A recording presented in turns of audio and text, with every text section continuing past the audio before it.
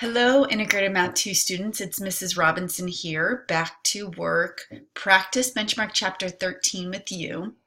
This section is on probability. Probability can be a little tricky.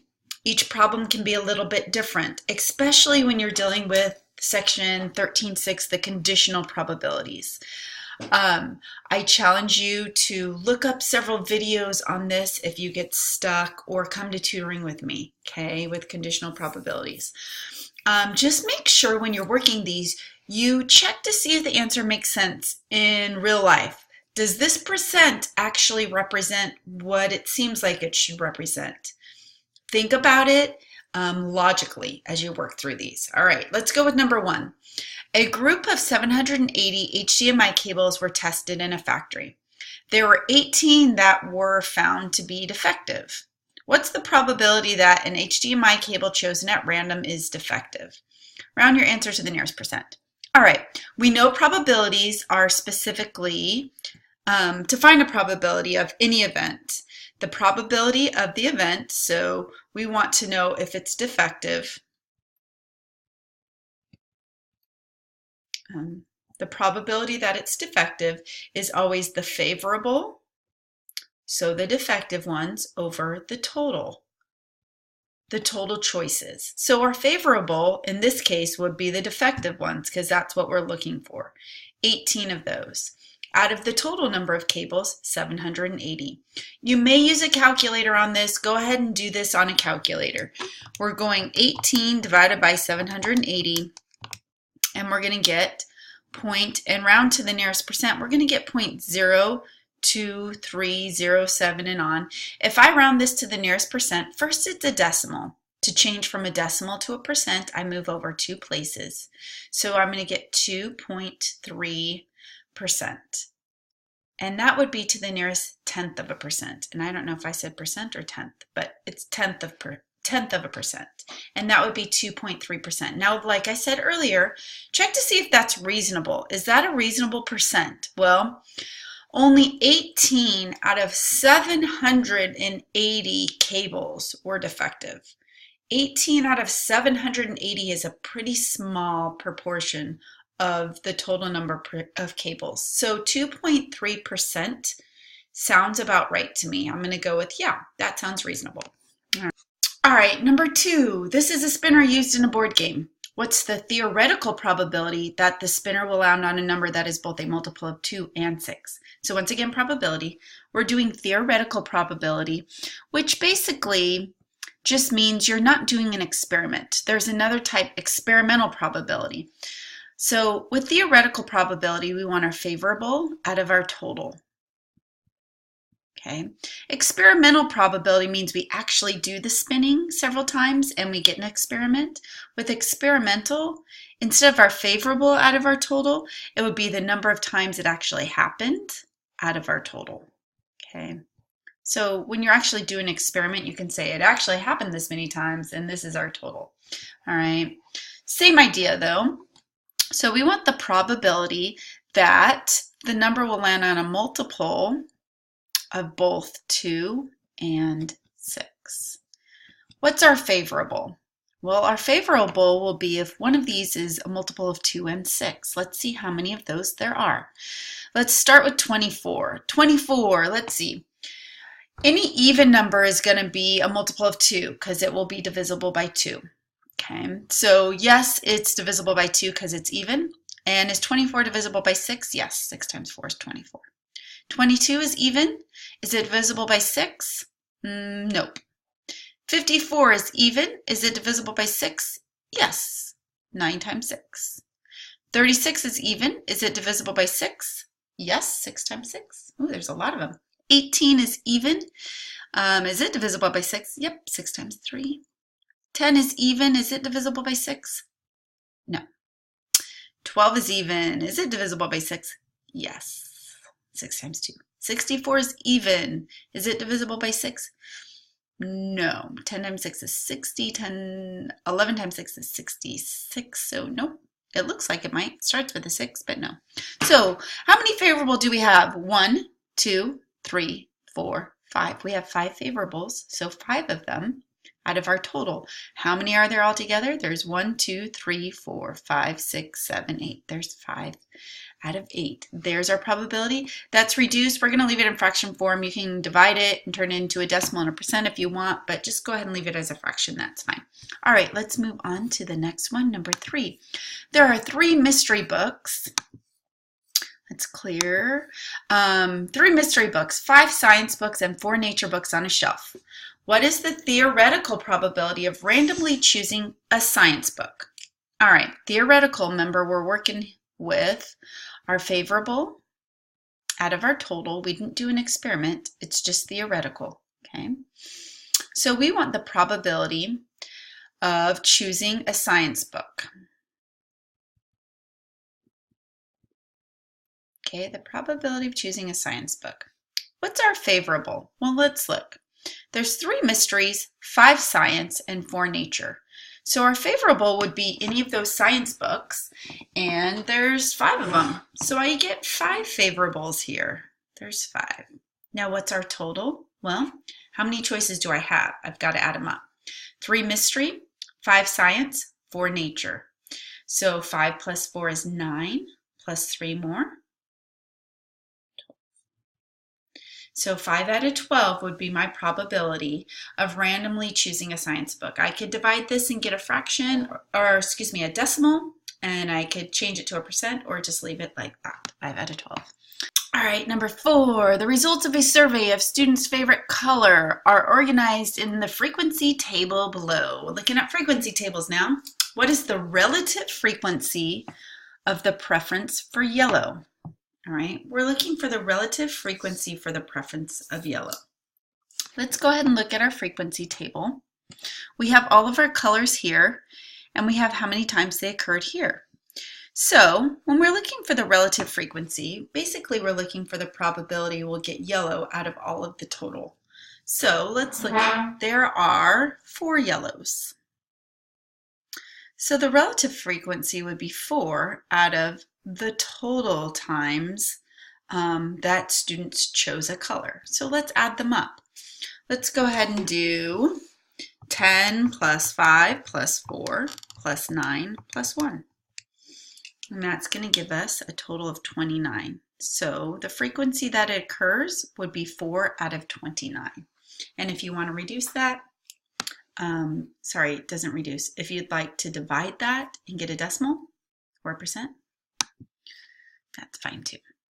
Number 5, the table shows the result of a soccer team's goals for their past season. Using the results in the frequency table below, to determine the probability that the team scored 2 or more goals. All right, so let's look at our probability again. We want the probability, let's write out what we want. The probability that the team scored 2 or more. So not just 2, 2 or more. Our favorable over our total is what we're looking for.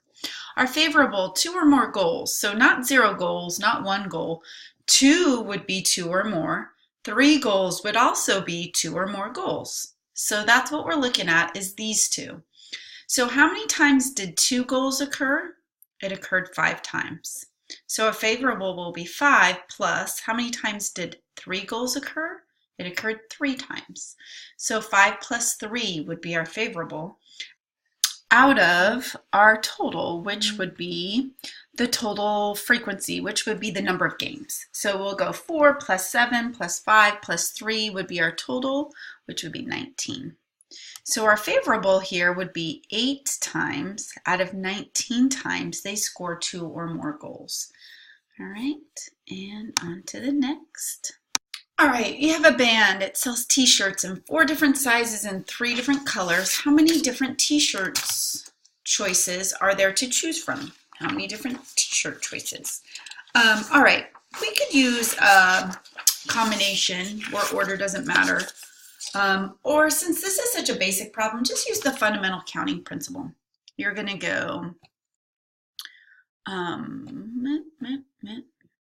4 different choices for t-shirts times 3 different choices for colors, and you're going to get 12 different choices. All right, 2 things to choose from, 4 choices for the first thing, 3 choices for the second thing, and you're going to get 12 choices. All right, let's go on to permutations, actual permutations.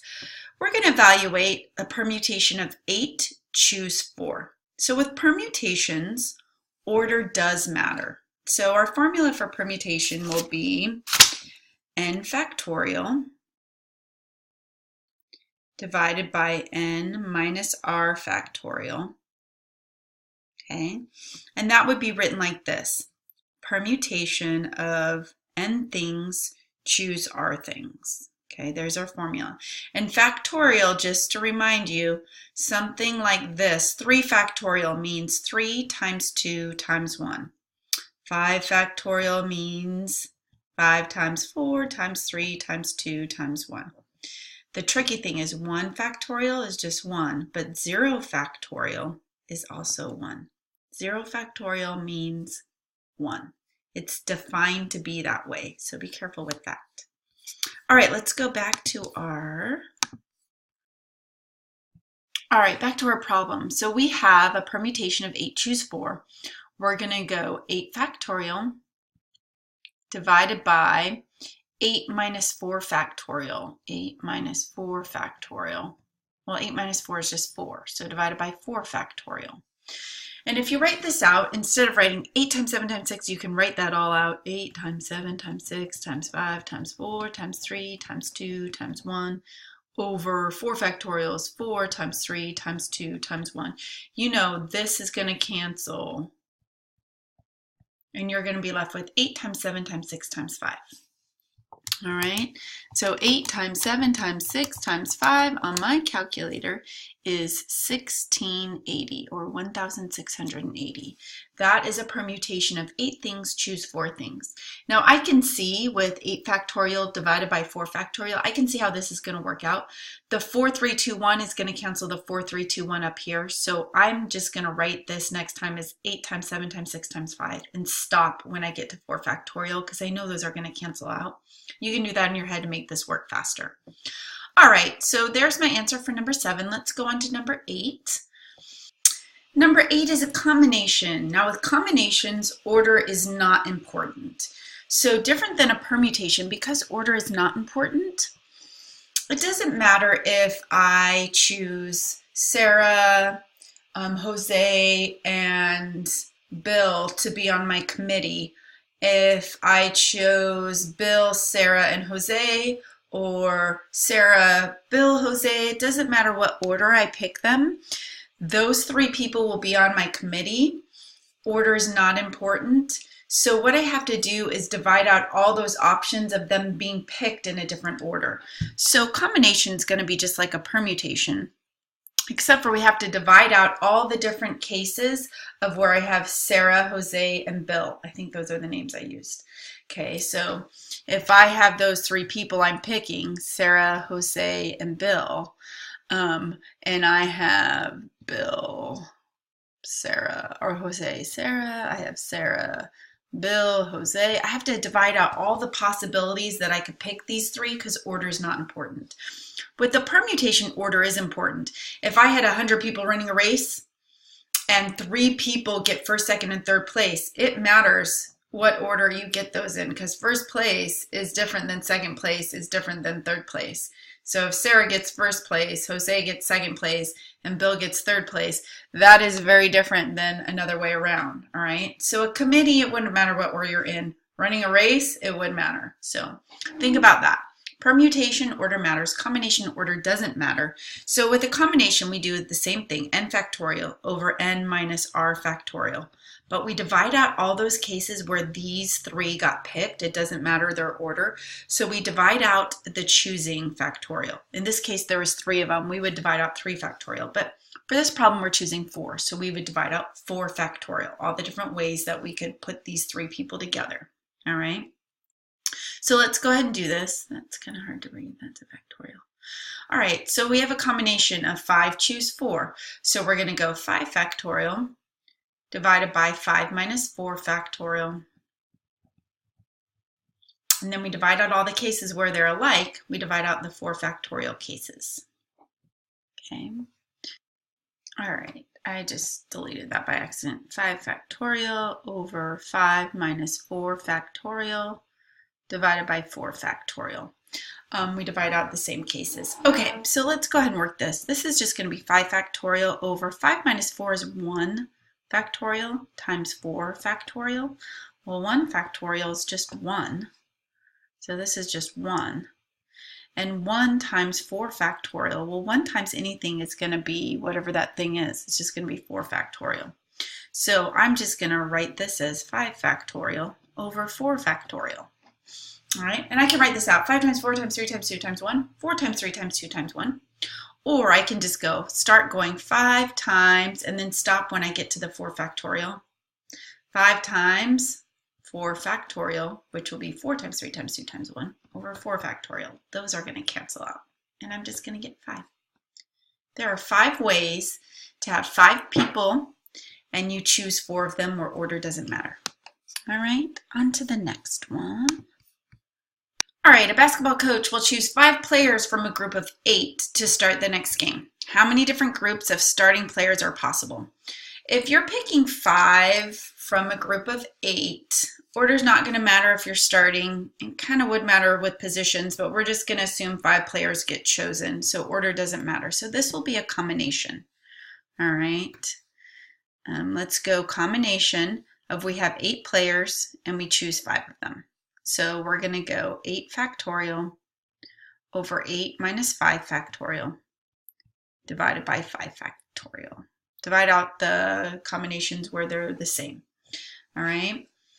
Go ahead and work this out. This will be 8 factorial over 8 minus 5 is 3 factorial over 5 factorial. Okay, let's go ahead and work this out. We know 8 factorial is 8 times 7 times 6 times, I'm going to stop at 5, and I'm not going to write 5, 4, 3, 2, 1. I'm just going to write 5 factorial. The reason I stopped there is because I have a 5 factorial down here, and I can divide that out. And then I also have 3 times 2 times 1 for my 3 factorial. Those cancel out, and I'm left with 8 times 7 times 6 divided by 3 times 2 times 1. Do that on a calculator. 8 times 7 times 6 is going to be 336. 3 times 2 times 1, well, 3 times 2 is 6. 6 times 1 is 6. And then we're going to go 336 divided by 6, and we're going to get 56. So there are 56 different groups of starting players possible. And there you have it. All right, on to number 10. Is the following action independent or dependent? So we're talking about independent and dependent events. If they're independent or dependent will depend on how we work the problem, so it's important to realize that. You choose a class member for your study group. Then you choose an additional classmate for your study group. So if you have a class of 30 people and you choose one of them for your study group, you would have 1 out of 30 for your first choice. Okay. Your second choice, you choose an additional classmate. Well, you've just picked one, so you don't have 30 to pick from. Now you only have 29. So your second choice would be 1 out of 29. So is this dependent or independent? This is going to be a dependent event because your second choice will be affected by your first choice.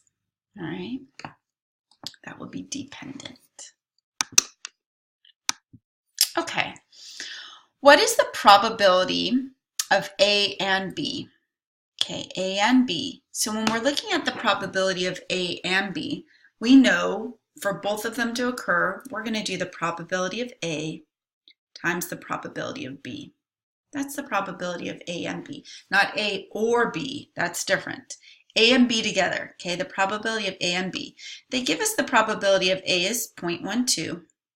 And the probability of B is 0.27. So A and B are independent. They don't occur dependently. Okay, so that would be a different thing because if they were dependent, my second choice would depend on what I got from my first choice. But these are independent. I just wanted the probability of A and B happening. I would do, so something happened and then something else happened. It rained and I won my soccer game. So I have a 12% probability that's going to rain and 0.27 or 27% probability if it rains that we win our soccer game. So I'm going to multiply those probabilities together. We win and it rained. Something like that. All right.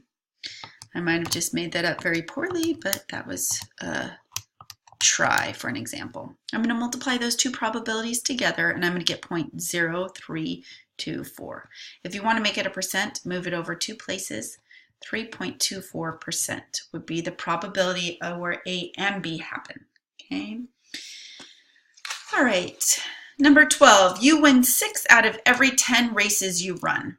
Sweet, you're a good runner. Your friend wins 7 out of every 9 dancing competitions she enters. What's the probability of you both winning your next events? So these are independent. You running your race and your friend dancing in competitions, one doesn't affect the other. All right. So if we want the probability of winning races and winning dance, so that's the probability of A and B. These are independent. That'll be the probability of A times the probability of B. Well, the probability of A would be 6 wins out of 10. So favorable out of total, 6 wins out of 10. The probability of B would be 7 out of 9. Okay, multiply those two guys together. And if we want to turn to decimals, we can, or we can just simplify as fractions. 6 goes into 9, or 6 doesn't go into 9, but 3 goes into both. 3 goes into 6 2 times. And let's do this in blue so you can see my work here. 2 times. 3 goes into 9, 3 goes into 9 3 times. Let's see, 10 and 7 don't cancel, but 2 and 10 do. 2 goes into 10 5 times. 2 goes into 2 1 time. All right, so we've cross-canceled. Now multiply across the top. 1 times 7 is 7. Multiply across the bottom. 5 times 3 is 15. So 7 out of 15 would be the probability we both win. And if you want to do that as a decimal, go ahead and divide. You're going to get 0.466 or 0.467 or 0.47 if you want to round. Move it over 47%. All right, let's go ahead on to 13. Let me scroll up and clear this off. All right, 13 says, use the two-way frequency table below. All right, we got a frequency table, and it's got totals in it. It shows the number of one doctor's female patients who caught a cold one winter, and it also shows whether or not they exercise regularly. Okay, what is the probability that a randomly chosen patient caught a cold and did not exercise? All right. With these tables, the easiest thing to do is simply look for the table where the patient caught a cold and did not exercise. Caught the cold and did not exercise. All right, there it is. They did both of those things. So the probability that they caught the cold and no exercise, okay, both of those things would be my favorable out of my total. Okay, the favorable would be they caught the cold and did not exercise, 10. And my total out of the total number of patients. So they did both of those things out of the total number of patients, 50. So 10 out of 50 caught the cold and did not exercise out of the total number of people. All right, so that would be different than working like find someone who did not exercise who also caught a cold. Given that they had a cold, they did not exercise. We're going to look at that in a minute. But this is just, they did both those things, and then there's a total number of patients. So 10 out of 50, you can reduce this to 1 out of 5. 1 out of 5. All right, let's go on. And if you want to do a decimal, 1 divided by 5 is 0.2. I know that, actually. And then move it over 2 spaces, 20%. I don't know if I just went under that picture, 20%. All right, on to 14. I just did a little high. All right, on to 14. Okay, each person in a group of college students was identified by graduating year and asked when he or she preferred taking classes, the morning, afternoon, or evening. The results are shown in the table. Find the probability that the student preferred taking evening, given he or she is a freshman. Okay, so this gets a little tricky. She preferred, or find the probability that he or she preferred evening, given he or she is a freshman. Okay, with these charts, the easiest thing to do is we're given that she's a freshman. We know that. So the probability that the student preferred evening classes. So the favorable would be 7. Here's evening classes where she's a freshman. The probability would be 7 out of the total number of freshmen. We'll add this up. I'm going to go 19 plus 3 plus 7 is 29, right? So the total number of freshmen is 29. So my probability that the student preferred evening classes given he or she is freshman, I start here with my freshmen, and the total would be the total number of freshmen. My favorable would be that they preferred evening classes. So favorable out of total is easy to see with this chart. Now when we're not working charts, we work this as a conditional probability. This would look like this. The probability that the student preferred evening classes given, and that's how we write given, that they're a freshman. Now we know this formula looks something like this. The probability of both of them occurring, evening classes and they're a freshman. Okay, I'm going to do plus for and, or maybe and sign, not plus. Evening classes and they're a freshman. And we're going to divide that by the probability that they're a freshman. Okay, this is how we find conditional probabilities. We find the two of them together and we divide that out by the probability that they're the second thing occurring. So this would be the probability that the evening class occurs given that this already occurred. It already occurred that they're a freshman. The evening class is happening and we already know that they're a freshman, okay? So when these two occur together, you can find a probability of this and this by multiplying the probabilities, but we already have that in our chart, okay? Freshman and evening is here. It's already together, given to us. Well, that's 7. And then the probability that they're a freshman, we add up all the freshmen, it would be 29, okay? So it would be 7 out of 29. Same thing when you look at a conditional probability, or you look at it just as with the chart, the favorable would be 7 for the evening classes out of the total number of freshmen would be 29. Okay, let's go ahead and look at number 15. The two-way frequency table shows the results of a survey of college students. Once again, college students. They find the probability that a student's first class of the day is science, given that the student is female. Okay, note the totals are not provided on this chart. So here we go. We want to know science, given that the student's a female. We can look here for science and female. Okay. Now we're given that the student is female. That's what we're given. So we're going to look here and we know that that would be our total. We're given that the student is a female. We know that's what's going to occur, not the male. So since we're given this, we're going to add these up to find our female total. We're going to go 65 plus 70 plus 95, and that's going to give us 230. So we know this occurred. There's 230 females, all right? That's our total for our females. So favorable out of total. Our total for females is 230. That's supposed to be a 2. Sorry. And then we want to know the favorable is where the first day of the class is science. So we looked at the females. The first day of the class is science, 70 of those. And then reduce this. The zeros can cancel out. So really we're just having a fraction of 7 out of 23. And you can go ahead and divide 7 divided by 23. And you're going to get 0.304, 0.30 rounded over 2 decimal places would be 30% chance. Okay, 30% chance.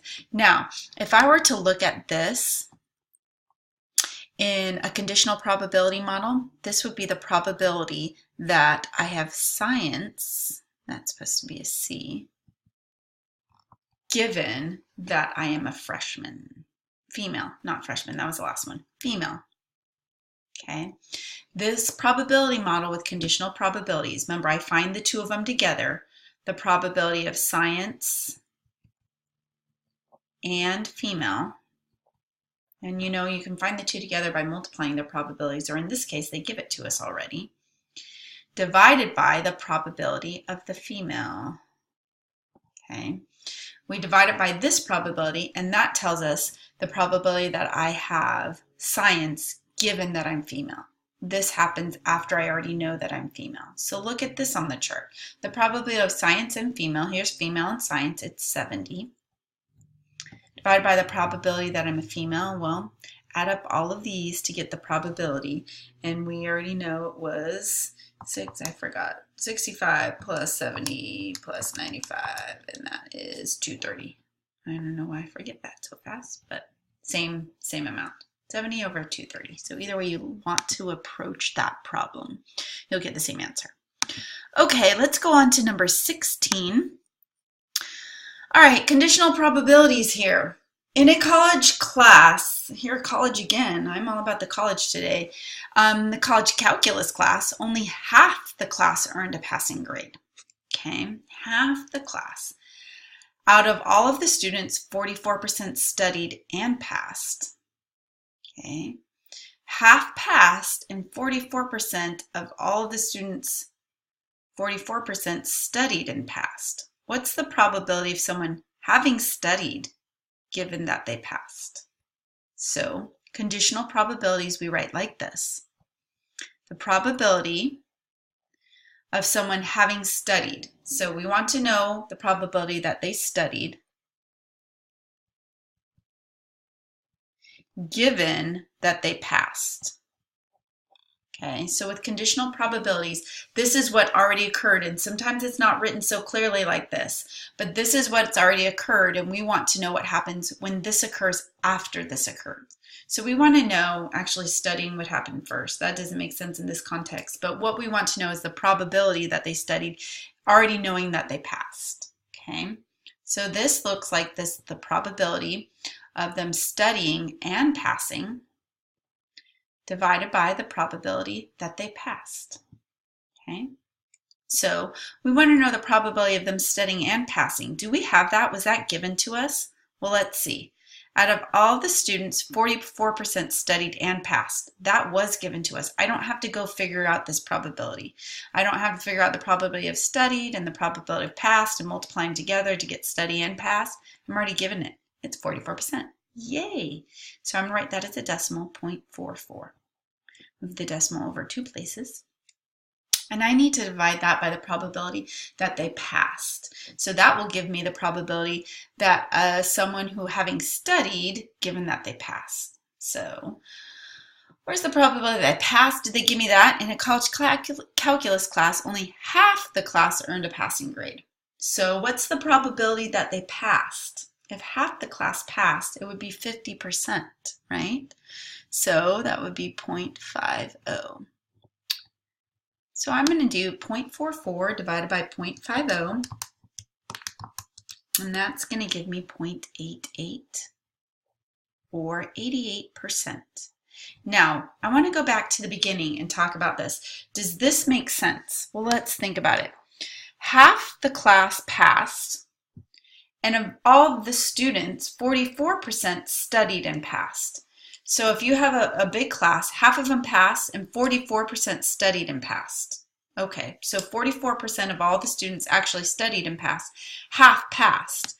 So you can see 8% of those students, or sorry, 6% of those students didn't study but still passed. Think about it like that. Okay. Now what we want to know is the probability of someone having studied given that they passed. So we want to know, of those students that passed, what percent of those students studied? So, given that the students passed, what percent of that 50%, what percent of those students actually studied? 88%. That makes about sense. About 88% of those students that passed studied. Okay. All right, let's go on to number 17. At the amusement park last week, half the people rode a roller coaster. 35% went to a show and 20% did both. They rode a roller coaster and went to a show. It doesn't mean that they had to do one or the other or both, okay? Find the probability that someone rode a roller coaster given that they went to a show. Conditional probability again, okay? We want to know the probability that someone rode a roller coaster. So that's what I want to know. They rode a roller coaster, so I'll write roller, given that they also went to a show. Okay, so the show happened and they rode a roller coaster. We want that probability. So we know conditional probabilities. We find the probability of them both together, the probability of the roller coaster and the show, and then we divide out the probability of the show. Okay. All right, now to find the probability of them both together, I need to know the probability of the roller coaster, the probability of the show, and then I multiply them, or let's see if I'm given any of that information. At the amusement park last week, half the people rode a roller coaster. So the roller coaster probability would be 50%. 35% went to a show. 20% did both. Yay, I'm given that. Nice. So the probability of the roller coaster and the show, 20% did both, is 20%. So I'm going to put that to a decimal, 0.2. Now the probability of just the show, well, that was given to us. 35% went to a show. So the probability of just the show would be 0.35. So I do the two together, divided by just the show, divided by 0.35, and I'm going to get 0.57, and move that over, 57%. So let's think about it logically. Does it make sense? We want to find the probability that someone rode a roller coaster given that they went to a show. Okay, so half the people rode a roller coaster, and 20% did both the roller coaster and the show. So if they went to a show, that of that 20% that actually went to a show, how many actually rode the roller coaster? So I take that 20% that actually went to the show, and I want to know what percent of that 20% actually rode a roller coaster. Since half the people rode a roller coaster, if I take that 20% and I find the percent that rode the roller coaster, 57% of that 20% rode the roller coaster. And that makes sense to me. It's very confusing when you're dealing with conditional probabilities. A very good thing to do is to make sure you write it out. Make sure you write out what already occurred and what you want to occur. So this happens, and this happens after this happens. And not necessarily in this order, because if you're going to an amusement park, if you rode the roller coaster and did the show, you didn't have to do one then the other. But in this case, we're saying the show happened for sure, they did that. Tell me what percent of those people that did the show actually did the roller coaster too. Okay? And then you always write out the two of them together, and then you divide out the probability of what already occurred. Okay? Write it out, do the division, and find your percentage, and think if that makes sense. You're finding a percentage of the people that actually already did something. Okay, something already occurred, and then that probability happens afterwards. It's tricky. It's tricky. All right. Make sure you watch the virtual neuro tutorials on probability and conditional probability. I put them in your modules. If you didn't watch those, go back and watch those. All right, let's go ahead. Number 18, using the lines from the random number table below. All right, so this is your last lesson, 13.7. What numbers would you use to choose 3 teammates from a group of 20 teammates? Now with random number generators, you can go to Google and type in random number generators and come up with some. It's just a way to totally get randomness. And if you do enough samples, you should be able to come up with an average, all right? So what we want to do is we have 3 teammates and we have a group of 20 teammates. So if I want to choose 3 from a group of 20, since I have 20 teammates, I'm going to group my numbers into 2s because I have to go all the way to 20. So dun, dun, dun, I'm going to group these numbers, these 2, and let's undo. Let's do 57, 26, 0 and 9, so that would be 9, 0, 3, 84, 87, 59, 14, 16, 34, 49, 10, and the last one would be 2. Now I want to pick 3 teammates, so I'm going to pick the first 3 that I come up with that are between 1 and 20. Okay, 57 is too big, 26 is too big. 09, that one works. There's my first one. All right, 03, that one works. There's my second one. 84 is too big, 87 is too big, 59 is too big, 14, that works. And there are my first three numbers that work. So 9, 3, and 14 from my random number generator. Okay, so because I had to go 1 through 20, I had to pick 2-digit numbers. And it works out that I actually get 1-digit numbers because of the zeros being involved do still give me my 1-digit numbers. All right, random number generating there, fully random. Let's look at 19. 19 says, in a game at a fundraiser, choice A has 12% of winning, 8 prize tickets. Choice B has a 46% chance of winning, only 2 prize tickets.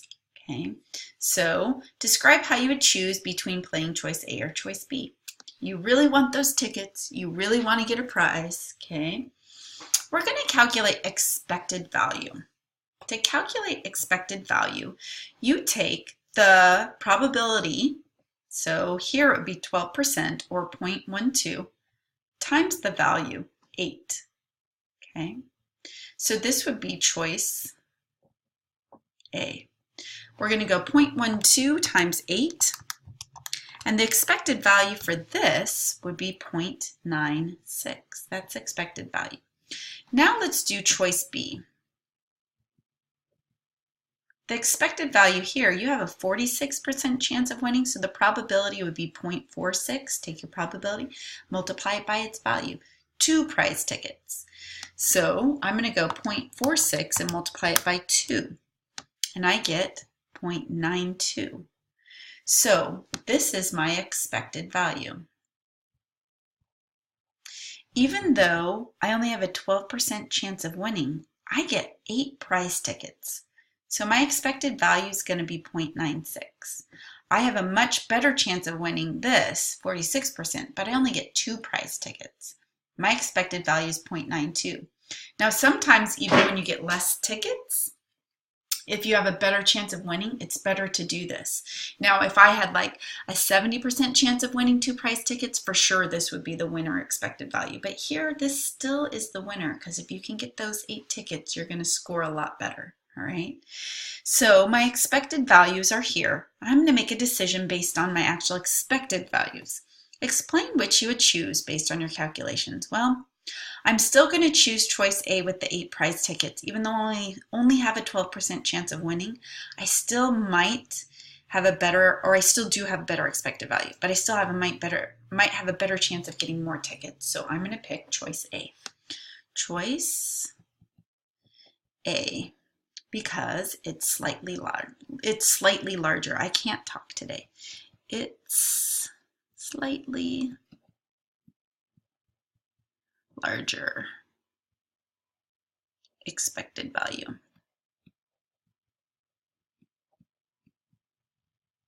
It's got a slightly larger expected value, so I choose choice A, and I'm sorry the writing on this is so poor. That's all I can make it do.